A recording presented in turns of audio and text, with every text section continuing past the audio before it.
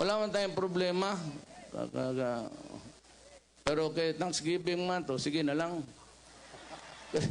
Totoo. It would be really a waste of time lecturing to you what a society at this stage of our national life should be. Medyo nakuha na natin eh. Hindi lahat. In a scale of 1 to 10, umabot tayo ng mga 7. Yung ibang lugar, 3, 4. Because of Shabu. It has to stop. Madugo ang labanan ito. Madugo ang labanan ito. Tumabi kayo kasi pati pulis dito. Tuli. Wala. Kasi galit ako eh. Pero hindi, pulis na tinarong. Pulis tinarong, walang problema. There is, I've learned to learn this, dalawa kasi ang extreme greed. Hangul yun ba? Extreme greed and extreme need. Ingnanta mo, kanina mga taga-gobyerno, pulis, sundalo, extreme need. Yung perhan ng asawa, cancer, ang nanay, namatay, dito ka na lang sa akin. I will provide a small amount for every unit there para na sila madaganan. Extreme need, ako na. Extreme greed, ako rin yan. Kaya ipapatay, tagyog ka. Ang bayad ko ngayon, pagka drug lord, nag-announce na ako, 5 million. Labi nagpatay. O buhi, 4,999,000 lang. Totoo. Tapos yung distributor lang dyan, kaya ng buhangin, kung mapatay mo, it's, basta drug lord na, 3 million. Pag hindi patay, 299 million lang. Kasi 2,999,000. Ganon. Tapos yung mga pitsi-pitsi, 50. May pera pang naiwan. Ganito ang nangyari. Sabihin mo sa kumlik na yan, huwag nila akong malitsi-litsi. Wala kasing bumigay talaga sa akin ng pera. Because they thought I'd never make it. So, gamay regular kayo nihatag, and for the few times that I was able to go outside of Davao to campaign, it was only in limited number of days and limited expenses. Bayad pang hotel. But katong nagataas na ko, labi na itong murag ni Sirit na ko, naabot na ko 18, 21, dito. Daghan na ng hatag. Wapag kumudawat na. Kaya akong uman mga amigo, because I do not want to embarrass them, ingon sila, Mayor, karoon lang kami well. Pero katong mga tag-iyag aeroplano, I assure, tag-iyag mga, di dala na ako pangalang Kibaw na magduhara may tag-iyag aeroplano dari sa Pilipinas. Never accepted. Kasi pangutan-on na niya siya, kamong nagtrabaho diya kang lusyutan. Tingnan mo, because he's doing business, gagamit siya sa airport. That airport is owned by government. Ambot o nakabayad ba siya haton karon? Murag basta ng landing fees nga. Kada landing take off na bayad ka kay kanang airport gobyerno na. No, if you're faltering in those kinds of huwag yung kumdawat. Baka kalain niya, wag mo. Pero katong na anak ko sa taas, dagan na ng hatag. Ang problema, ako pong iuli, ma-embarrass, kanamang rejection na eh. It's a form of rejection that is really sakit sa tao yan. Hindi ko kwarta maano. Kanya kaila sa akong kaila, sila Ruth, bangin ako niya. Sige. So napay kwarta, wala na ako giapil sa expenses, kaya wala naman itong gasto sa expenses. Muna ako kumilig, ayaw mo labot-labot diha, ihatag ko ni. Good for 200 persons pa ni. Nga mapatay ni mo. O na mahurot ang kwarta. Gusto mo kwarta, dapat siya ninyo. Ngita mo, drug lord to. Maghanap ka ng drug lord. Bigay ko, ako pa. Ako ba, magsalita ako, ganon. Kayong taga-Davao, sanay kayo. Yung ganit, muna na.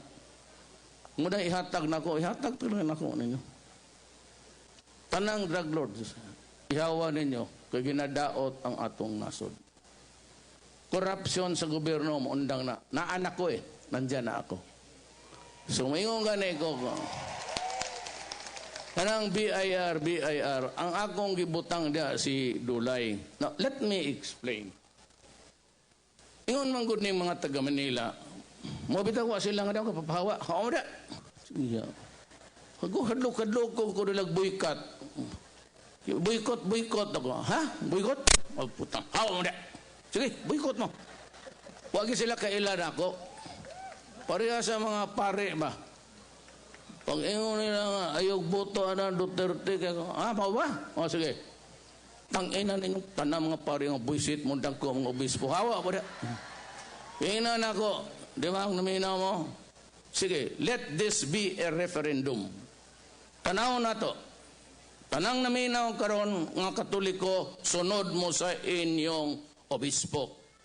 Ayaw mo boto na ako, kaya dili mo maboto, o maboto mo na ako, dili mo moto sa inyo mismo, maimperno mo. Sige, larga. Sige, leksyon ko. Wag sila kakuan sa akong batasan. Wag sila kay ba ako, dili ko mabuag, o di ko mapresidente, putang ina ninyo. Dire. Magkuman na, nakaigon ko nga kanang press nga na ko. Press, tinuod man.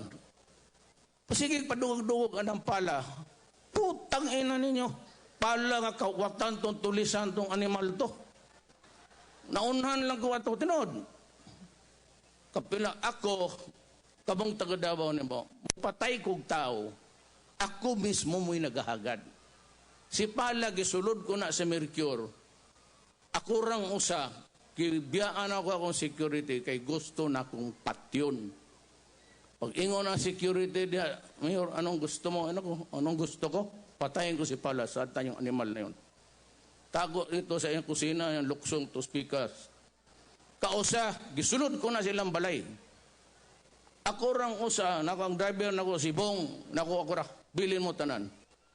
Bong, pagkabot siyang balay, gisulod na ko, nakambak to ngayong mga ex-NPA. Yung puta na, bunot mo tanan. Putang ina ninyo. Pero dili ka nang ingog, pagpatay ato nga giambos. Small time to. Para mga ingon ana dot-doto, napay usa ka reporter nga ri, ikaw pa'y gilad. Nangutana og how is your health? And ako, I'm fine, I'm good. Sagot pa na ako, putang nga. Saan yung medical report mo? Binastos gani. O di ginan ako, ay na lang. Ako himatsyon. Pagawas ako'y kontrabida. May ba na anaon ni mong tao? Pag ingnon ta ka, kumusta ang kondisyon sa bisong sa imong asawa? Dobe? Kung sa man ang iyang kuhan, naibaginitis o wa? Baho, ora ba na? Ganun binastos mag kapila na gud sa eleksyon gipangutana ko kaming Rojas. Niabot pa mig sinagpaay unya gusto ingon ako ingon siya nga medical report. Uyaw na lang. Maghubo na lang ta. Bra ka na itagotin gusto ka?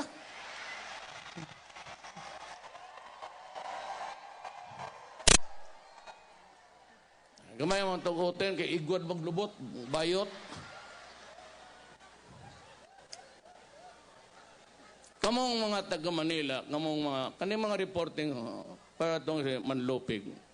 It's a very impertinent question pa. Binastos. How is your health? Oh, I'm fine. Where's your medical report? Aba, putang ina. Mura pagkasitang yung wag kriminal. Ang akong tading how's the vagina of your wife? Is it smelling or not smelling? Give me the report. Bastos Ang akala ng taga Maynila, mahadlog po ko ng may boycott. Putang ina. Wala, sige, pag-boycott. O, tanawa, di usara. Gobernador, kani. Wala, sila to as gawas to dito sa layo. Huwag ko pakialam ninyo. Uwa na. Manguli na takay, nakadungog naman pong binastos. Ayan nagdadas inyong balay. But ladies and gentlemen, taga Davao, daghang salamat sa inyong tanan.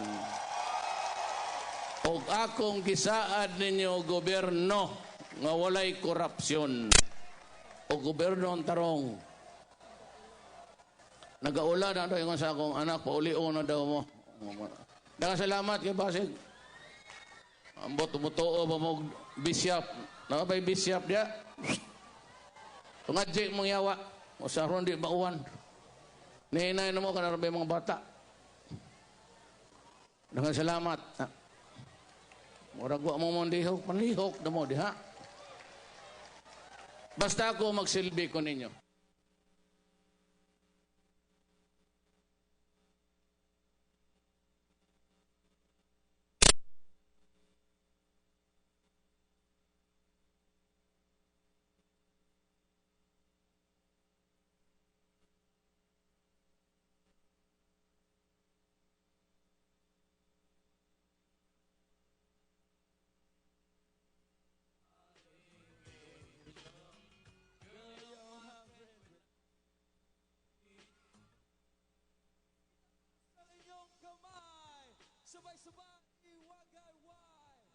Say ho! Say ho! Kapag sinabi kong presidente, you say Duterte. Presidente! Presidente! Yan. Medyo ginanahan ako eh. Parang naiinitan ako kahit umuulan eh.